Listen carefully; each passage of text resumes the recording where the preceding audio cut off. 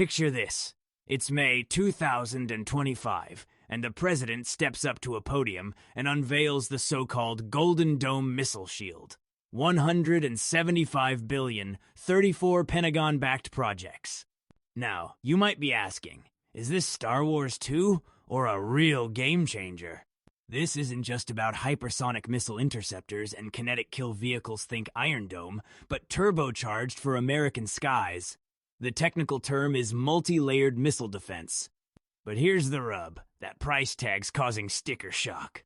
Some lawmakers are saying, wait, can we afford this when schools and hospitals are underfunded? On the flip side, defense hawks argue it's a deterrent that'll keep adversaries like North Korea and Russia up at night. Imagine knowing your ICBM could be swatted like a fly before breakfast. So, is this smart deterrence or a fiscal boondoggle? Let's unpack the real strategic calculus here. Fast forward to June, ice raids sweep through LA and the National Guard rolls in, 90 troops in MacArthur Park. Now, you're probably thinking, aren't these folks supposed to fight wars, not round up immigrants? The technical phrase is military-civilian operational overlap. It's when law enforcement and the military blur at the edges, usually a big red flag for civil liberties. Some city leaders defend the move as necessary for public safety. Others see it as escalation, asking, are we militarizing immigration enforcement? The backlash? Protesters in the streets, legal groups filing injunctions, and a very nervous city council. So, is this about operational readiness or a constitutional overstep? Stay tuned, because this one's not going away. Here's a wild one. Over 100 U.S. companies duped by North Korean tech operatives posing as remote coders. Let's call it asymmetric cyber infiltration. You might be asking, how did fake resumes slip past HR? Well, the scamsters used deepfake interviews and spoofed LinkedIn profiles basically. Mission: impossible for the gig economy. The DOJ indictment? It reads like a spy novel, and suddenly, every CTO in America is Googling zero-trust hiring protocols. But here's the kicker. Most companies only realized after payroll flagged weird banking activity. Oops. So, is this a wake-up call for hiring practices or just the latest episode in the cyber Cold War?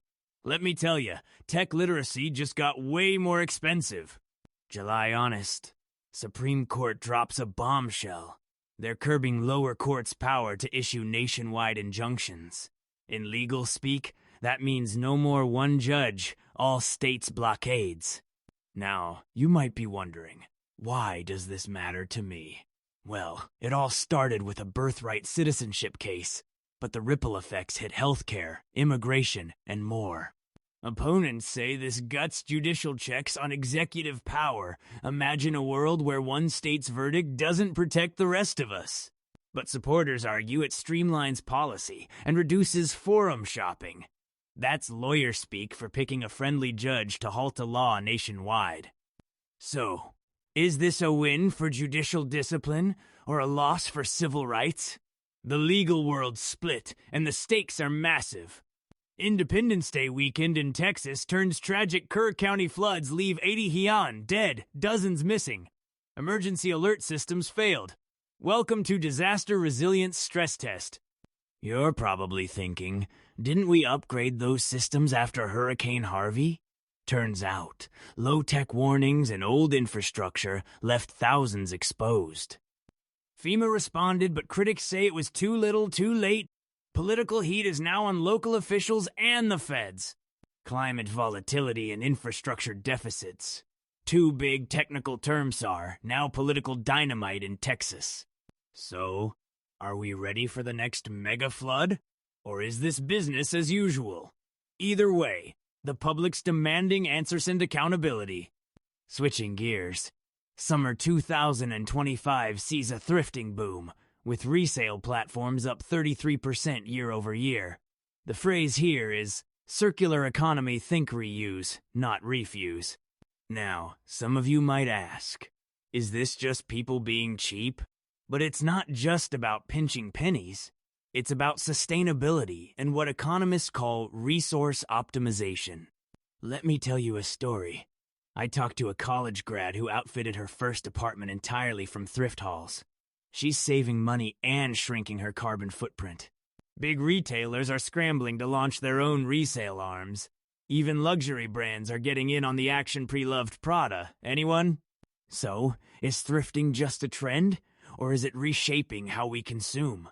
Either way, the stigma's out, and the saving sans style are in.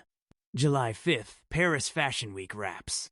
Dua Lipa, Pedro Pascal, Valentino headlines stealing moments. But beneath the glam, there's a deeper play. Cultural capital. Some skeptics ask, fashion shows during global crises? Yet, these events shape trends and economic signals worldwide. It's what insiders call soft power projection. Let me set the scene. A viral TikTok from the Valentino runway racks up 15 million views in a day. Suddenly, Gen Z's wearing colors last seen in the 90s. But there's a flip side. Critics argue this glitz feels tone-deaf amid economic hardship. Are we celebrating while Rome burns? End of the day, Fashion Week is both escapism and engine. The question is, can it stay relevant and responsible? Here's a twist. Big Brother, the reality show, celebrates 25 years. That's a quarter century of constant camera SWOT media scholars call panopticon entertainment. Now, you might ask, isn't it just mindless TV? But think about it. Big Brother anticipated our age of live streams and viral confessionals. Some fans see it as a harmless social experiment. Others say it's a creepily prophetic take on surveillance culture. I remember watching season 1 back when privacy was something you had, not a punchline. So, is Big Brother a time capsule of innocence, or a warning label for reality TV gone wild? Either way, it's changed the way we see and show ourselves. Cue the theme music. Back to the Future turns 40. No remakes, just retrospectives. That's what pop culture pundits call a legacy franchise. You might be thinking, where's my flying car? Well, the DeLorean's still iconic, but so is the movie's optimism about tech and its warnings about messing with time. Fans are flooding social media with tributes. Meanwhile, Hollywood execs are debating reboot or leave it sacred. Here's the kick run. Like so many reboots, the original holds up. Maybe we crave the comfort of nostalgia over the chaos of innovation. So, what does a 40-year-old sci-fi say about us now? That the past keeps calling in sometimes? We just want to answer. Let's get serious for a second post-H. R1, July 6th and 7th see new compliance timeline stretching to 2028. Meanwhile, TPS litigation for Venezuelans heats up. It's a legal minefield, what lawyers call regulatory ambiguity. Now, you might wonder, how does this affect real people? For thousands of migrants, employment authorization is in Limboon court ruling away from chaos. Healthcare and fiscal sectors are scrambling. Compliance officers are losing sleep over statutory interpretation. That's code for, what does this law actually mean for my job?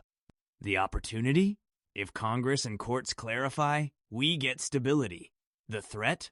Prolonged uncertainty could bottleneck the workforce and healthcare access? So is this progress or paralysis? The answer will shape millions of lives in the next election cycle.